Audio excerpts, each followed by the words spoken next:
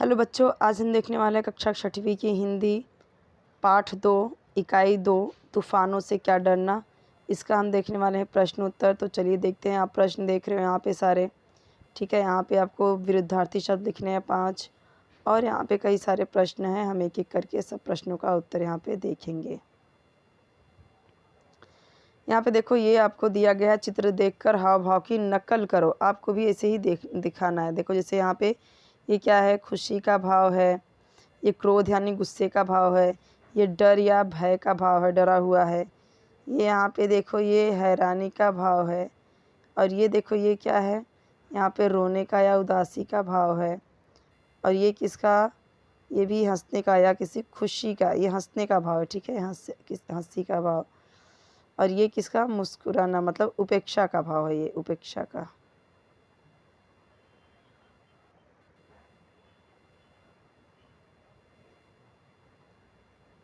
ठीक है, ये नकल करना है आपको।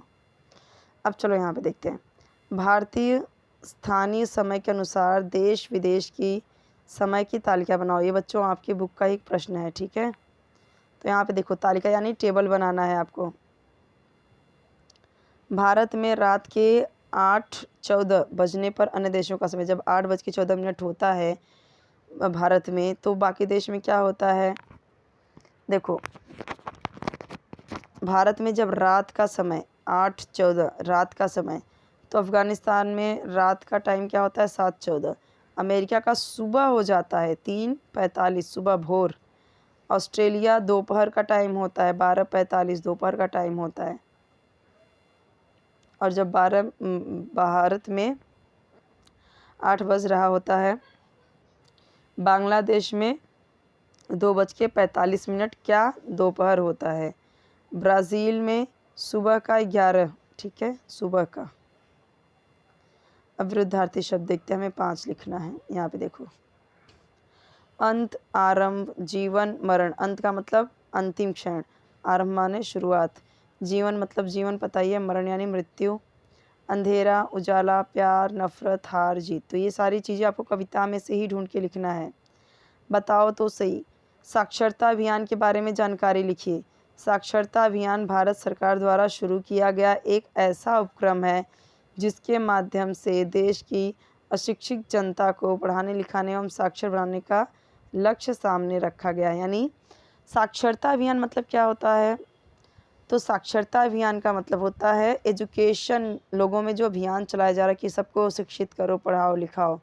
तो ये भारत सरकार ने शुरू किया है और यह एक ऐसा उपक्रम है, ऐसा कार्य है जिसके माध्यम से देश की अशिक्षित जनता को पढ़ाने लिखाने एवं साक्षर यानी शिक्षित बनाने का लक्ष्य सामने रखा गया है।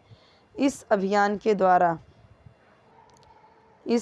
द्वारा समाज का निम्न या गरीब वर्ग जो शिक्षा से या उसके महत्व से दूर है, उसे साक्षर करने का भरकस प्रयास भारत सरकार द्वारा किया जा रहा है। वाचन जगत से मीराबाई के पद पढ़िए और उनका सरल अर्थ लिखिए। ये आपकी बुक का ही है क्वेश्चन। दोहे और पद, ये देखो मीराबाई का है। मतवारे बादल आयो रे, हरि को संदेशो कछु न लायो रे। दादुर मोर पपीहा बोले, कोयल शब्द सुनावे रे। काली अंधियारी बिजली चमके, बिरहिना अति दर पाए रे। मन रे परसी हरि के चरण, लिस्ते तो मन रे परसी हरि के चरण। सरल अर्थ इसका मीनिंग क्या है। मीराबाई कहती हैं कि बादल गरज गरज कर आ रहे हैं, किंतु मेरे प्रभु का यानी श्री कृष्ण का कोई संदेशा नहीं लाए हैं। वर्षा ऋतु में मोर ने अपने पंख फैलाए हैं और कोयल भी मधुर आवाज़ में गा रही है। काले बादल घिर आए हैं और उनके भीतर बिजली कौंधने यानी जो बिजली कड़कती है उससे मन अधिक व्याकुल हो रहा है। विरह की आग बढ़ती चली जा रही है। मन केवल प्रभु के दर्शन करने का अभिलाषी है।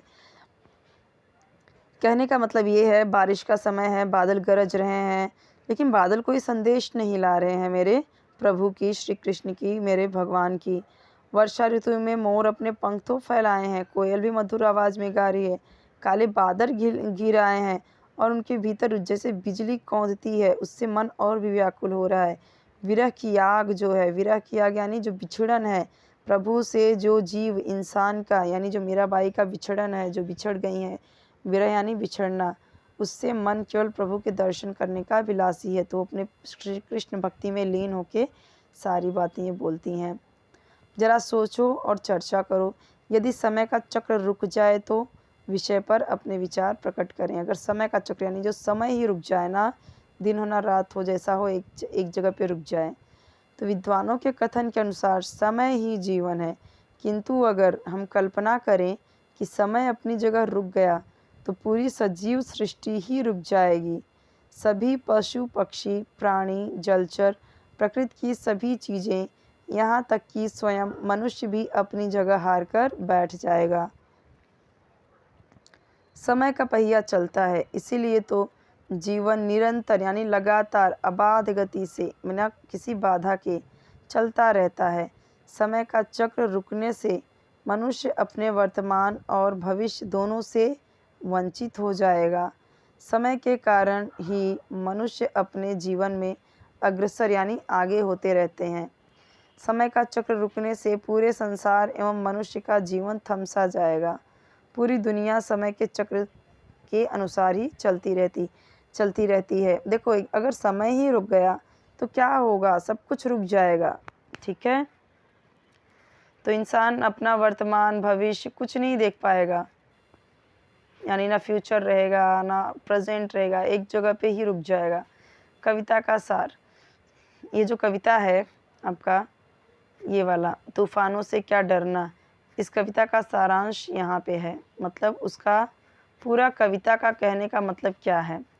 इस कविता का मुख्य सार यह है कि जीवन में मुसीबतें तो आती रहती हैं, उन मुसीबतों का सामना हमें निडर होकर करना चाहिए। हमारे भीतर के घमंड रूपी अहंकार को, जो घमंड होता है, एटीट्यूड होता है, उसे समाप्त यानी ख़त्म कर परस्पर सहयोग से आगे बढ़ना चाहिए। नफरत को छोड़कर प्रेम भाव से सबको गले लगाना चाहिए। सदैव ध्यान में रखिए, हमारी सोच सकारात्मक क्यों होनी चाहिए, इस पे आपको लेखन करना है। ये सब आपको एग्ज़ाम में आता है, ठीक है, इसलिए इम्पॉर्टेंट है। 5 मार्क्स 4 मार्क्स का ये सब रहता है, 4 मार्क्स का। मानव का मन अत्यंत चंचल होता है। चंचल यानी कभी यहाँ कभी वहाँ दौड़ता रहता है मन। उसमें कई विचार आते जाते रहते हैं, किंतु मनुष्य को हमेशा अपनी सोच सकारात्मक रखनी चाहिए। सकारात्मक यानी पॉजिटिव सोच हमेशा अच्छे विचारों को जन्म देती है। हमारी पॉजिटिव सोच, थिंकिंग जो होती है वो अच्छे सोच को जन्म देती है।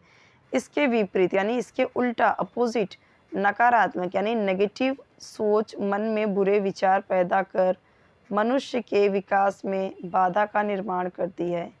कई विद्वानों के अनुसार सकारात्मक सोच सामाजिक विकास के साथ साथ मनुष्य का मानसिक एवं सर्वांगीण होगा, यहाँ पे डॉट आएगा, सर्वांगीण विकास भी करती है। चलो आगे देखते हैं।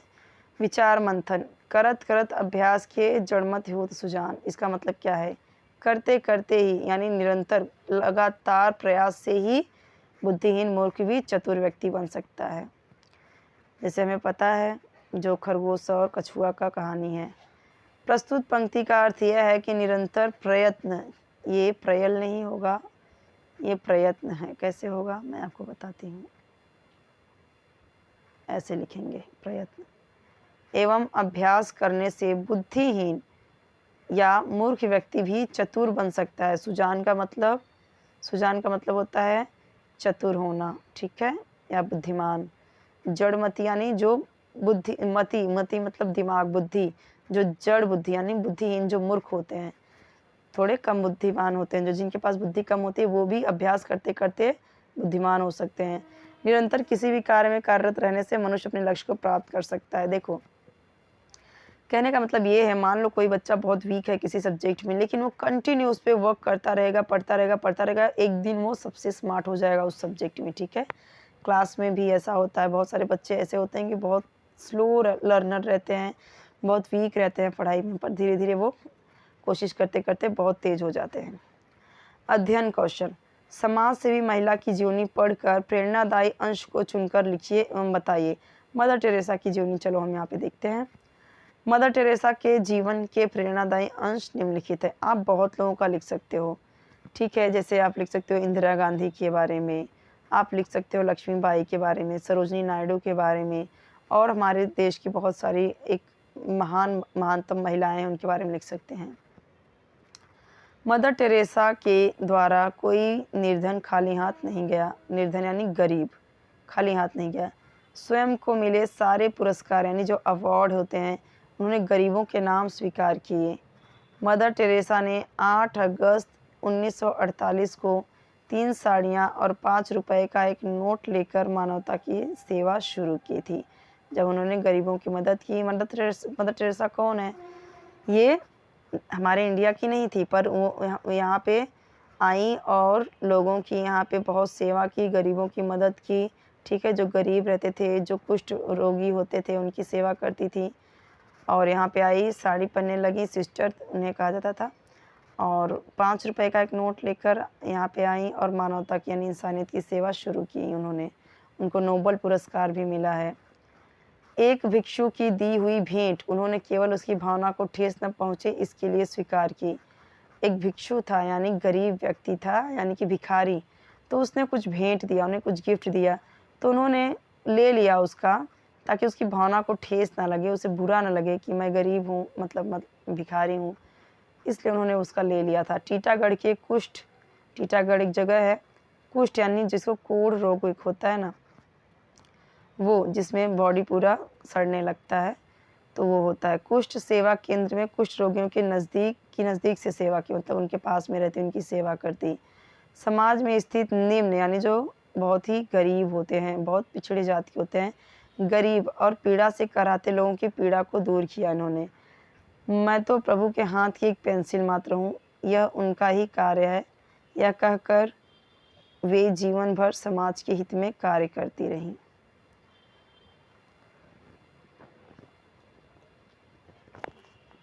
निम्नलिखित कविता की पंक्तियों को पूर्ण कीजिए। धूप छांव जीवन का हिस्सा, इसके आगे क्या है? कभी उजाला कभी अंधेरा। डैश दूर अंधेरा करना जी, आत्मज्ञान के दीप जलाकर, यहाँ पे आएगा आत्मज्ञान के दीप जलाकर दूर अंधेरा करना जी। तूफा तो आते रहते हैं, इनसे भी क्या डरना जी। सत्कर्मों की तुलिका से, ये तो आपको पता ही है। देखो यहाँ पे जो है ना, आंसर यहाँ पे है, यहाँ पे जो है इसके बाद नहीं है, तो आंसर यहाँ पे है। निम्नलिखित वाक्य सही है या गलत लिखिए। सही है चाहे गलत है, आपको लिखना है। जीवन में हमेशा सुख दुख आते रहते हैं, सही है। समय हमेशा बदलता रहता है, बिल्कुल सही है। जीवन में आने वाली मुसीबतों से हमें डरना चाहिए, गलत, बिल्कुल गलत। डरना नहीं चाहिए, डटकर सामना करना चाहिए। हमें जो मिलता है उसी में हमें संतोष रखना चाहिए, बिल्कुल सही। हमें सभी से नफरत करनी चाहिए, बिल्कुल गलत है। सबसे प्यार से रहना चाहिए। निम्नलिखित प्रश्नों के उत्तर एक एक वाक्य में लिखिए। कवयित्री ने जीवन में किससे न डरने की बात कही है? कवयित्री ने जीवन में तूफान रूपी मुसीबतों से न डरने की बात कही है। जीवन कौन सा खेल है? जीवन हार जीत का खेल है। मनुष्य को अपना जीवन कैसे व्यतीत करना चाहिए? मनुष्य को अपना जीवन हंसकर व्यतीत करना चाहिए। रात के बाद क्या आता है? हमेशा सवेरा आता है। प्रत्येक मनुष्य की एक दूसरे के प्रति जिम्मेदारी क्या है? एक दूसरे को सच्ची राह दिखाना प्रत्येक मनुष्य की जिम्मेदारी है। यहाँ पे है आएगा। कवयित्री ने कौन सा दीप जलाने के लिए कहा है? हमने पढ़ा है ये। निम्नलिखित प्रश्नों के उत्तर 2-3 वाक्यों में लिखिए। हम अपने जीवन में किस प्रकार खुशहाली ला सकते हैं? हम अपने जीवन में अच्छे कर्म करके तथा दूसरों की मदद करके खुशहाली ला सकते हैं। मनुष्य को अपने जीवन में धीरज क्यों धरना चाहिए? मनुष्य को अपने जीवन में धीरज इसलिए धरना चाहिए क्योंकि मनुष्य के जीवन में आने वाला समय हमेशा एक जैसा नहीं रहता। सब्र का फल हमेशा मीठा ही होता है। दुख के बाद सुख आता है, यही जीवन की रीत है। समाज में महामारी क्यों फैली है? समाज में महामारी मनुष्य के स्वयं के गलत कार्य और अभिमान के कारण फैली हुई है। अब व्याकरण का है वो देख लेते हैं। समानार्थी शब्द। दिन का दिवस, खुश का क्या होगा? प्रसन्न। हिस्सा का भाग, समय का क्या होगा और राह का क्या होगा? यहाँ पे समय का होगा काल और राह का होगा रास्ता। यहाँ पे देखिए इसका प्रश्न यहाँ पे है, इसका उत्तर नीचे है।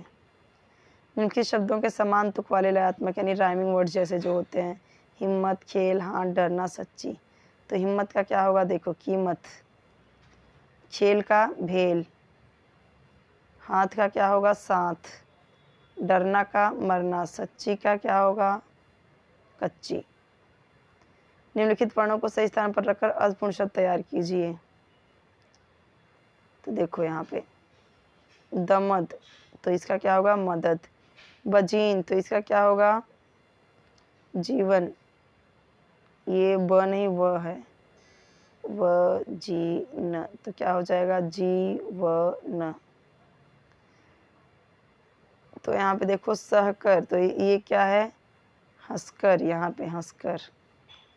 जावला, तो ये क्या होगा? उजाला। उजाला। मयस यानी समय, समय। महारिमा, इसका क्या होगा? महामारी। देखो नीचे यहाँ पे सबका उत्तर यहाँ पे है।